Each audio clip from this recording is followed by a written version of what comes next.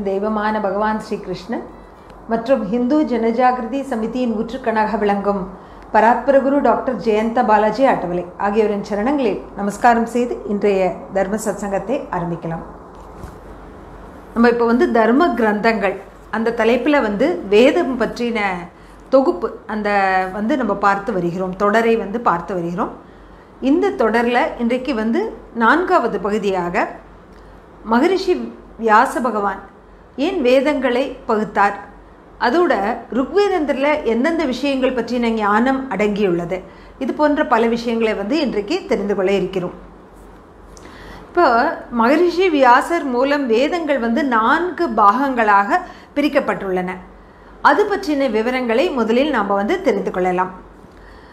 இதில் முக்கியமாக அக்னி புராணம், ஸ்ரீ விஷ்ணு புராணம், வாயு புராணம், பத்ம புராணங்களில் படைப்பின் போது ஒரே வேதம் தான் இருந்தது அப்படின்ற குறிப்பு வருகிறது. ஆனால் இந்த ஒரே ஒரு வேதத்தை அத்தியனம் செய்வது மிகவும் கடினமாக இருந்தது. இந்த அத்தியனத்தை முழுவதும் செய்த பின்பு இந்த சிரமத்தை பகவான் வியாச மகரிஷி அதை உணர்ந்தார். அப்போது அந்த வேதங்களுடைய சூக்தம் மற்றும் ருச்சாக்கள்னு சொல்லக்கூடிய ஸ்லோகங்கள் சிதறி கிடந்தன. அதாவது ஒரு ஒழுங்குமுறையில் ஒரு தலைப்பின் கீழ் இல்லாமல் அந்த சூக்தங்கள் ருச்சாக்கள் எல்லாம் முழுவதும் சிதறி கிடந்தன. அதை அவரால் உணர முடிந்தது. ருச்சா என்பது வேதத்தினுடைய ஒரு மந்திரம் அல்லது ஸ்லோகத்தை குறிக்கும். பல ருச்சாக்கள் சேர்ந்து ஒரு சூக்தம் உருவாகிறது. மகரிஷி வியாசர் அப்போ யோசித்தார், அதாவது வேதத்தை பகுப்பது தான் சிறந்தது. இப்போ யஜ்ஞ காரியங்களுக்கு தேவையான மந்திரங்களை எல்லாம் தனியாக ஒரு பிரித்து விட வேண்டும். அதுபோன்று ஒவ்வொரு தலைப்பின் கீழும் அந்த வேத மந்திரங்களை பிரித்தால் அதை கையாளுவது சுலபம், அதை கற்றுக்கொள்வதும் சுலபம், இவ்வளவு கடினமாக இராது. அதோடு கூட அது நீடித்திருக்கும், நிலைத்திருக்கும்.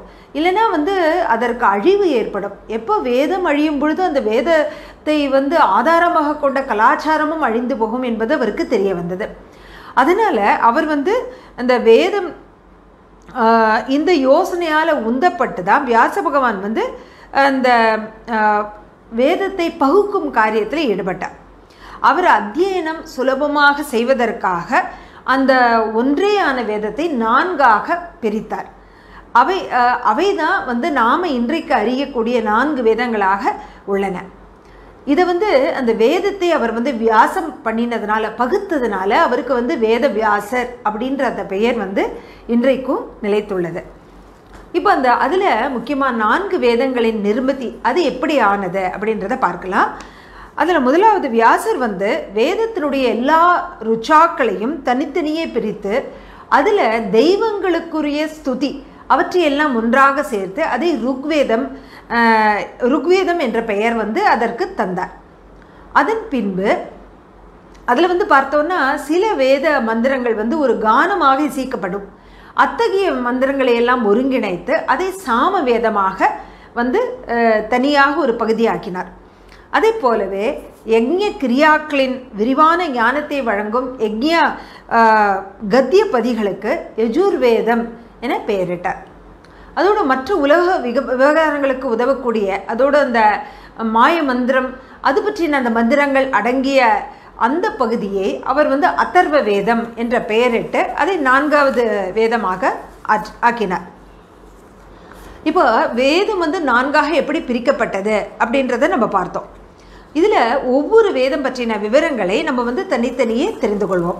அதில் முதலில் ருக்வேதத்தை பற்றி இன்றைக்கு தெரிந்து கொள்ளப் போகிறோம். ருக்வேதத்தில் என்னென்ன விஷயங்கள் அடங்கியுள்ளன அதுதான் நம்முடைய முதல் கேள்வி. ருக்வேதத்தில் பார்த்தோன்னா 350க்கும் மேற்பட்ட ரிஷிகள் சூக்தங்களை இயற்றியுள்ளனர். இந்த 350 ரிஷிகளில் நாம் பெருமை கொள்ளக்கூடிய ஒரு விஷயம் என்னன்னா, அதனுடைய சிறப்பம்சம் என்னன்னா, சில பிரம்மச்சாரணி பெண்களும் இந்த சூக்தங்களை செய்துள்ளனர் என்பதுதான். ருக்வேத சூக்தங்களில் மிக அதிக அளவு 103 சூக்தங்களை வசிஷ்ட ரிஷி அவர் அமைத்துள்ளார். ருக்வேத மந்திரங்கள் யஜ்ஞ சமயத்தில் தெய்வங்களை கூப்பிடுவதற்காக உரத்த குரலில் ஓதப்படுகின்றன. பல இடங்களில் கிடைத்துள்ள குறிப்புகளின்படி அந்த வைதிக ஆரிய கலாச்சாரம் எவ்வளவு உன்னதமான நிலையில் விளங்கி வந்துள்ளது அப்படின்றது நம்ம வந்து சிறிதளவு கற்பனை செய்து பார்க்க முடிகிறது அதன் மூலமாக. அடுத்து இரண்டாவது ஒரு விஷயம் என்னன்னா, ருக்வேதம் வந்து 10 மண்டலங்களை கொண்டது. அந்த 10 மண்டலங்களில் வந்து மொத்தம் 1028 சூக்தங்கள் உள்ளன. அதோடு 10,552 ருச்சாக்கள், அதாவது ஸ்லோகங்கள் அடங்கியுள்ளன. எதன் மூலம் தெய்வங்களுடைய ஸ்துதி செய்யப்படுகிறதோ அதை வந்து ருச்சா அப்படின்னு கூறுவது வழக்கம். இதில் என்னென்ன தலைப்புகளில் இந்த சூக்தங்கள் உள்ளன அப்படின்னு பார்த்தோன்னா, இயற்கை, பூகோளம், பூகர்ப்பம், இதிகாசம், சமூக சாஸ்திரம், தர்மசாஸ்திரம், காவியம், விளையாட்டு, திருமண விதி, உரையாடல், வாதசபை, பசு பராமரிப்பு, விவசாயம், நோய் சிகிச்சை, வானியல் சாஸ்திரம், ஈஸ்வர ஞானம் போன்ற பல தலைப்புகளை வந்து உள்ளடக்கியது தான் இந்த ருக்வேத சூக்தங்கள். அடுத்து வந்து ருக்வேத சூக்தம் முக்கியமாக இந்திரதேவன், வருணதேவன் மற்றும் அந்த மருத் தேவர்கள் ஆகிய தேவர்களை ஸ்துதி செய்வதாக அதனுடைய வர்ணனை வந்து நிறைந்ததாக உள்ளன. தெய்வஸ்துதி சூக்தங்களில் பல இடங்களில் வந்து காவியத்தன்மை தெரிகிறது. ருக்வேதத்தில் வந்து சந்தம் என்ற காவிய படைப்புகளில் சிறந்த வகை நியமங்கள் பரிபூர்ணமாக நிறைந்திருப்பதை வந்து நிறைந்திருக்கக்கூடிய உலகின் மிக புராதன கிரந்தம் இது ஒன்று தான் அப்படின்றத நம்மால் சொல்ல முடியும். இதை தவிர சமூகம், சம்ஸ்காரம், படைப்பின் அமைப்பு, தத்துவ ஞானம் போன்ற பல விஷயங்களையும் இந்த சூக்தங்கள் தன்னுள் அடக்கியுள்ளது. அதோட இதில் வந்து யஜ்ஞத்தில் ஆகுதி செய்யக்கூடிய அந்த மந்திரங்களும் ஆவாகன மந்திரம் வந்து இதில் வந்து காணப்படுகின்றன. அந்த ஆவாகன மந்திரங்களை வந்து உரத்த குரலில் ஓதுவார்கள். ருக்வேதத்தில் வருகிற வர்ணனைப்படி அன்றைய ஆரியர்களினுடைய வைதிக கலாச்சாரம் எந்த அளவு உன்னத நிலையில் இருந்தது அப்படின்றது இதன் மூலமாக நமக்கு காண கிடைக்கிறது. அடுத்து தேவதா சூக்தத்தில் வந்து பார்த்தோன்னா பல தேவதைகள் வந்து அதில் சுதிக்கப்படுகிறார்கள், அவர்களுடைய வர்ணனை வருது. முக்கியமாக யாருன்னு பார்த்தோன்னா இந்திரன், அக்னி, வருணன், சூரியன், வாயு, உஷா, பூஷான ஆதித்யர்களில் ஒருவர்.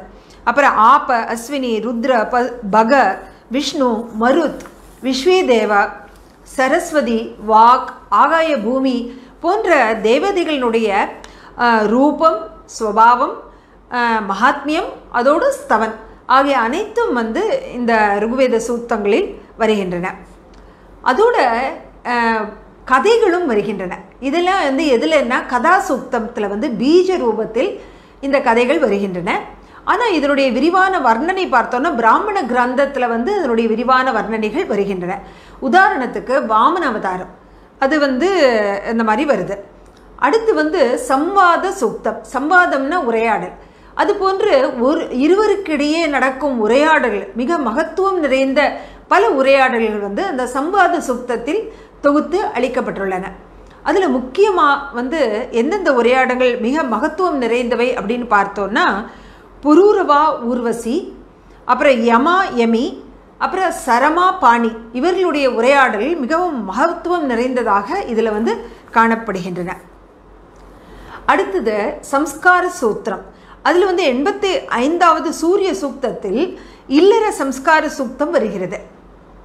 அப்புறம் இல்லற தர்மத்தில் செய்ய வேண்டிய பல விதிகள் வந்து அதனுடைய வர்ணனைகள் அதில் வருகின்றன. உதாரணத்திற்கு திருமணம், கர்ப்பாதானம், உபநயனம், ஸ்நானம், மார்ஜனம், ஸ்ரார்த்தம், பிரேத கர்மாக்கள் ஆகிய அனைத்தும் வந்து இதில் வருகின்றன.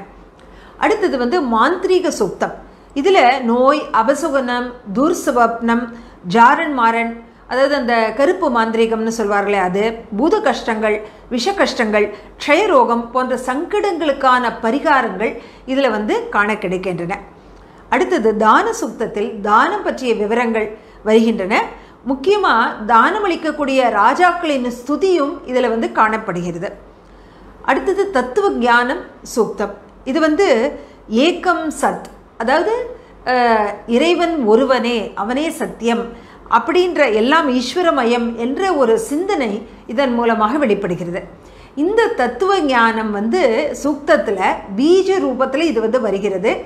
இதனுடைய விரிவான வர்ணனைகள் வந்து உபனிஷத் அப்படின்னு அந்த வேதத்தினுடைய மகுடமாக இருக்கக்கூடிய உபனிஷத்களை இதனுடைய விரிவான வர்ணனை வருகின்றன. இது போன்ற பல விஷயங்களை பற்றிய ஞானம் ருக்வேதத்தில் வந்து நிறைந்து காணப்படுகிறது. அடுத்து ஒரு கேள்வி, ருக்வேதம் சம்பந்தமாக சில விஷயங்களை வந்து பார்த்தோம். ருக்வேத அமைப்பு அது எப்படிப்பட்டது அப்படின்றத வந்து இப்பொழுது பார்க்கலாம். ருக்வேதத்தில் வந்து சோமயாகத்திற்கு வந்து மத்தியஸ்தானம் அளிக்கப்படுகிறது. இரண்டாவது வந்து சம்பூர்ண ருக் சம்ஹிதை வந்து பார்த்தோன்னா 10 மண்டலங்களாக பிரிக்கப்பட்டுள்ளன. அதுவும் வந்து அது வந்து 2 அந்த மண்டலம் வந்து 2 பிரிவுகளாக உள்ளன. ஒன்று கோத்திர மண்டலம், இரண்டாவது மிஸ்ர மண்டலம். அதில் இந்த 10 மண்டலங்களில் பார்த்தோன்னா 2வதிலிருந்து 7வது மண்டலம் வரை மிக முக்கியமான மண்டலங்களாக கருதப்படுகின்றன. இதில் வரக்கூடிய அந்த மந்திரங்களுடைய அமைப்பு மிக புராதனமானவை அப்படின்னு கூறப்படுகிறது. அடுத்து வந்து 7 சப்த ரிஷிகள், பாரத்வாஜர், கஷ்யப்பர், கௌதமர், அத்ரி, விஸ்வாமித்திரர், ஜமதக்னி மற்றும் வசிஷ்டர், அந்த 7 சிரேஷ்ட ரிஷிகள் வந்து ருக்வேதத்தினுடைய பல மண்டலங்களை அமைத்துள்ளனர்.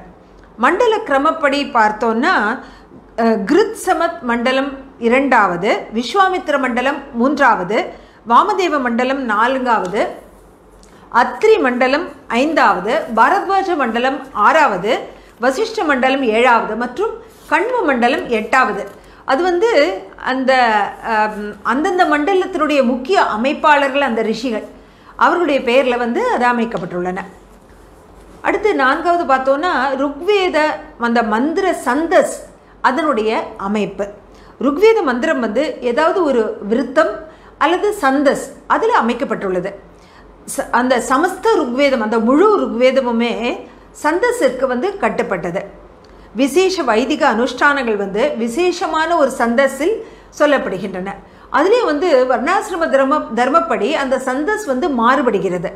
உதாரணத்துக்கு பார்த்தோன்னா யஜ்யத்தில் அக்னியின் ஆதான் பெயருடைய ஒரு விதி அது வந்து பிராமணர்கள் வந்து காயத்ரி சந்தஸ்லையும், க்ஷத்ரியர்கள் ராஜாக்கள் அவர்கள் வந்து திருஷ்டு சந்தஸ்லையும், வைஷ்யர்கள் வந்து ஜகதி சந்தஸிலும் வந்து அவர்கள் அதை ஓதுகின்றனர்.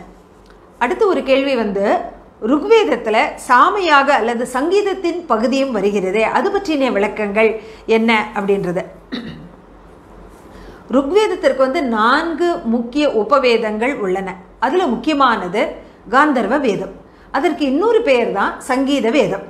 இந்த சங்கீத சாஸ்திரம் பற்றின விளக்கங்கள் இதில் வருகின்றன. சங்கீத சாஸ்திரம்னாலே 3 உள்ளடக்கியது. ஒன்று பாட்டு, அடுத்தது வாத்தியம், 3வது நிருத்தியம். இந்த 3மே இதில் வருகின்றன. பாரதிய சாஸ்திரிய சங்கீத சாஸ்திரம் வந்து நாதம், தாளம், ஸ்ருதி, வர்ணம், ஸ்வரம், மாத்திரை, ஆரோகணம், அவரோகணம், அவை வந்து எந்த ஸ்வரங்கள் ஒரு ராகத்தை உருவாக்குகின்றனவோ அவற்றை ஆரோகணம், அவரோகணம் என கூறுவர். அதோடு சப்தம் ஆகியவற்றின் கிரம விகாசத்தினால இந்த சங்கீத வேதம் வந்து பிறந்துள்ளது. இதை ஸ்ருதி, ஸ்மிருதி, சந்தஸ்னுடைய உதவியோடு இதை கற்க வேண்டும். இதன் மூலம் மனிதர்கள் நாத பிரம்மத்துடன் லயிக்க முடியும் அப்படின்னு சுவாமி விவேகானந்தர் மும்பையில் இதை பற்றி கூறியுள்ளார். அடுத்த கேள்வி வந்து ருக்வேத சாகைகள் அவை என்ன, எவ்வளவு உள்ளன அப்படின்றது தெரிந்து கொள்ளலாம். ருக்வேதத்திற்கு வந்து 21 சாகைகள் உள்ளன என்று பதஞ்சலி முனிவர் வந்து வியாக்கரண பாஷ்யத்தில் அவர் வந்து கூறியுள்ளார். அதில் முக்கியமான சாகைகள் என்ன அப்படின்னு பார்த்தோன்னா ஷாக்கல, பாஷ்கல, ஆஷ்வலாயன, ஷாங்காயன மற்றும் மாண்டூகாயன ஆகிய ருக்வேத சாகைகள் வந்து மிக பிரசித்தமானவை. இன்றைக்கு பார்த்தோன்னா ருக்வேதத்தில் ஷாக்கல சாகை அது மட்டுமே சுத்த ஸ்வரூபத்தில் அப்படியே வந்து நிலைத்துள்ளது. வியாச முனிவர் பைல ரிஷிக்கு இதை வந்து கற்பித்தார், அந்த ருக்வேதத்தை. அந்த பைல ரிஷியானவர் 2 சாகைகளை கற்றுக்கொண்டார் வியாச முனிவர்கிட்ட இருந்து. அவற்றில் ஒன்றை வந்து பாஷ்கல் இருக்கும், மற்றொன்றை இந்திர பிரமிதிக்கும் அந்த பைல ரிஷி கற்றுக் கொடுத்தார். அது வந்து இந்திர பிரமிதியின் சம்ஹிதை வந்து மாண்டூக்கியருக்கு அடுத்து கிடைத்தது. அவரிடமிருந்து முறையே சத்யஸ்ரவா, சத்யஹித மற்றும் சத்யஸ்ருத ஆகியோருக்கு அது வந்து கிடைத்தன. இது போன்று வெவ்வேறு ரிஷிகள் மூலமாக ருக்வேதத்தினுடைய பல சாகைகள் உருவாயிற்று அப்படின்னு கூறப்படுகிறது. அதுலேயும் அந்த முக்கியமான சாகைகள் 5 சாகைகள் வந்து அந்த 5 ரிஷிகளினுடைய பெயரினாலேயே வந்து உருவாக்கப்பட்டது. முதலாவது ஆஸ்வலாயன, 2வது சாங்கியாயனி, 3வது ஷாக்கல, 4வது பாஷ்கல, 5வது மாண்டூகேய.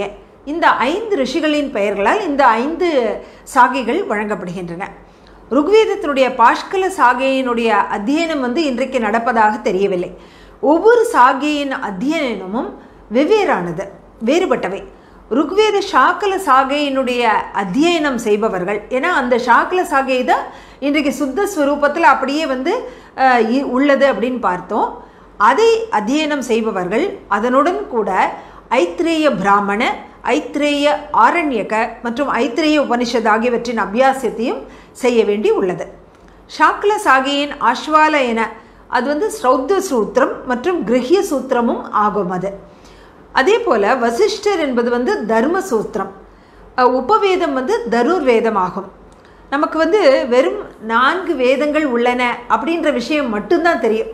ஆனால் ஒவ்வொரு வேதத்தின் உள்ளேயும் எவ்வளவு பொக்கிஷமான ரத்தினமான விஷயங்கள் அடங்கியுள்ளன, கொட்டி கிடக்கின்றன என்பது வந்து இதன் மூலமாக தெரிய வருகிறது. அதனால் வேதம் எவ்வளவு பெரிய பொக்கிஷ கிடங்கு என்பது தெரிய வருவதுடன் இப்பேற்பட்ட பொக்கிஷத்தை அளித்த இறைவனிடம் நமக்கு வந்து நன்றி உணர்ச்சியும் வந்து பெருகுகிறது.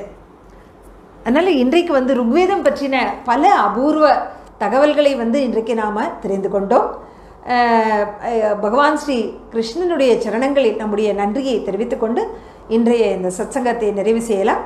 நன்றி, வணக்கம்.